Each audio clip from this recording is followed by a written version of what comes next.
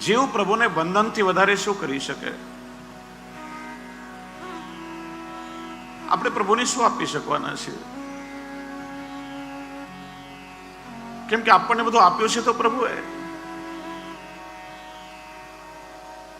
ઝાડમાંથી એક ફૂલ તોડીને પણ આપણે પ્રભુને સમર્પિત કરીએ ને તો પુષ્પ મેં ઠાકોરજીને ધર્યું એવું જીવ માને છે. પણ એ બીજ કોનું? જલ કોણે આપ્યું? પ્રકાશ કોણે આપ્યો? એનું પોષણ કોણે કર્યું? અરે તું ફૂલ છે એટલે માને છે કે આ ફૂલ મેં તોડ્યું.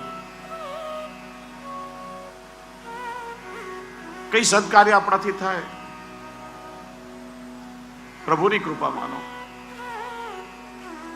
પ્રભુ આપનું કાર્ય કરવા માટે તો કરોડો હાથ આ જગતમાં છે, પણ આપના કાર્ય માટે અમારા બે હાથને આપે પસંદ કર્યા ને, એટલે હું આપનો આભાર માનું છું.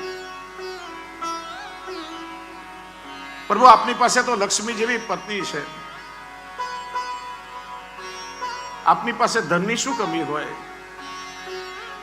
છતાં આપનું કાર્ય કરવા માટે આપે મારા ખિસ્સામાં હાથ નાખ્યો, એ આપની મારા પર બહુ કૃપા છે.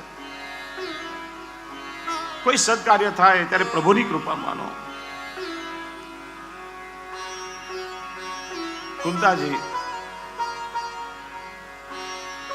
પ્રભુની વિનંતી કરે છે, પ્રભુ મારા ને મારા સંતાનોના જીવનમાં અપાર દુઃખ આપો.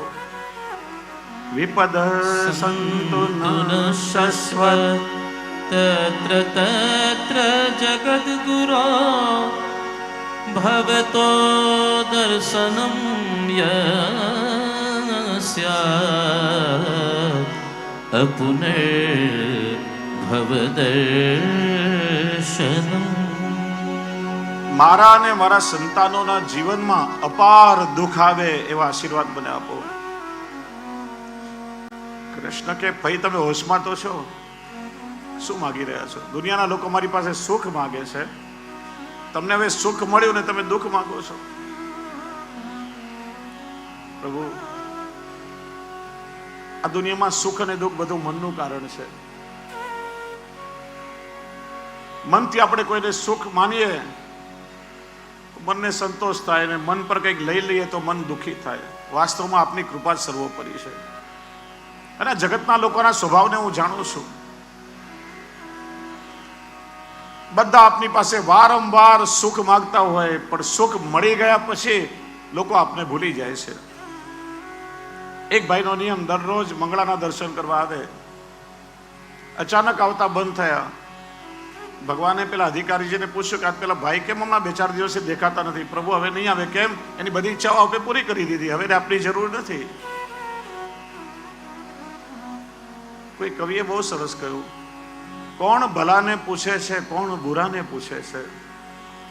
કોણ ભલાને પૂછે છે, કોણ બુરાને પૂછે છે? સ્વાર્થના છે સૌ સગા, કોણ ખરાને પૂછે છે? ફૂલોમાંથી અત્તર નીચોવ્યા પછી કોણ ફૂલોની દશાને પૂછે છે? આ તો સંજોગો ઝુકાવે છે માનવીને, નહીં તો ભગવાનને કોણ પૂછે છે? દુઃખમાં જ બધાને પ્રભુની યાદ આવે, સુખમાં લોકો ભૂલી જાય. અને એટલે તો ભક્તો કે સુખ કે માથે શીલ પડો હરિ હૃદય સે જાય, બલિહારી વા દુઃખ કી જો પલ પલ નામ જપાય. સુખનો સ્વભાવ જુદા કરવાનો છે, દુઃખનો સ્વભાવ ભેગા કરવાનો છે. કરોડો રૂપિયા મળે, માણસ સુખી થાય એટલે 3 દીકરાના 3 ફ્લેટ જુદા થઈ જાય. અને કંઈક તકલીફ થઈ એટલે બધા ભાઈઓ ભેગા થાય. પાછળ દુઃખનો સ્વભાવ ભેગા કરવાનો છે. અને જ્યારે જીવનમાં કોઈ પુરુષાર્થ કામ નથી લાગતા, ત્યારે પ્રભુ આપની કૃપા સાથે હોય છે. અમે પ્રયત્ન કરશું ને તો સંસાર નહીં છૂટે, પણ આપ કૃપા કરો કે આ યાદવો વૃષ્ટિઓ પ્રત્યેનો જે મનમાં મોહ છે એ તૂટે. એ લોકો અમને છોડી દે ને તો અમારે કોઈ પ્રયત્ન જ ના કરવો પડે. પ્રભુ આપના તો અનંત ઉપકાર છે. અને કે છે ને, ઉપકાર માનો હોય તો ભગવાનનો માનો. પેલો નોકરી કરતો માણસ વિચારે, બોસ મને પગાર આપે છે એટલે મારું ઘર ચાલે છે, બોસને કોણ આપે છે? દુકાનદાર વિચારે કે ગ્રાહક આવે છે એટલે દુકાન ચાલે છે, પણ ગ્રાહકને મોકલે છે કોણ? તમે માટીમાંથી ઈંટ બનાવી શકો, મકાન બનાવી શકો, પણ માટી કોણ આપે છે? શ્વાસ લેવા માટે ઓક્સિજન કોણ આપે છે? તમે રૂમાંથી કપડાં બનાવો, રૂ કોણ આપે છે? સારી ડીશ તમે જમી શકો, અન્ન કોણ ઉગાડે છે? દરેકના મૂળમાં ભગવાન રહેલા છે. કે છે ને, ભાઈએ એની પત્નીને એના બર્થડે પર એક હીરાની નથ નાકમાં પહેરવા ભેટ આપી. પેલી હરકપદોડી ભોળી એકદમ, જે આવે ને બતાડે, જુઓ તો ખરા મારા પતિ કેટલા પ્રેમાળ છે, મારા જન્મદિવસ પર મને હીરાની નથ ભેટ આપી. બધાને બતાવે.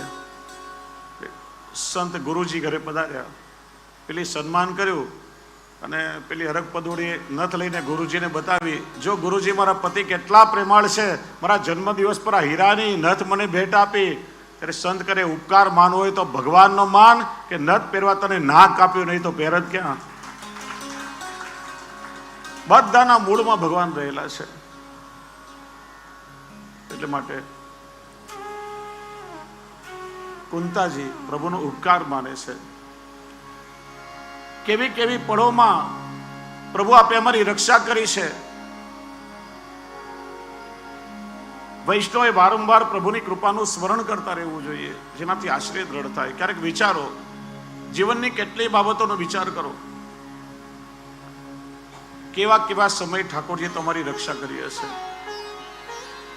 કેવા કેવા કામ પ્રભુએ તમારી પાસે કરાવ્યા હશે, જે કરવાનું તમારું સામર્થ્ય હતું જ નહીં. ત્યારે માનવું પડે કે નક્કી ક્યાંક સંતાઈને મારા પ્રભુ મારું સંચાલન કરી રહ્યા છે, બાકી મારામાં સામર્થ્ય નથી કે હું કરી શકું.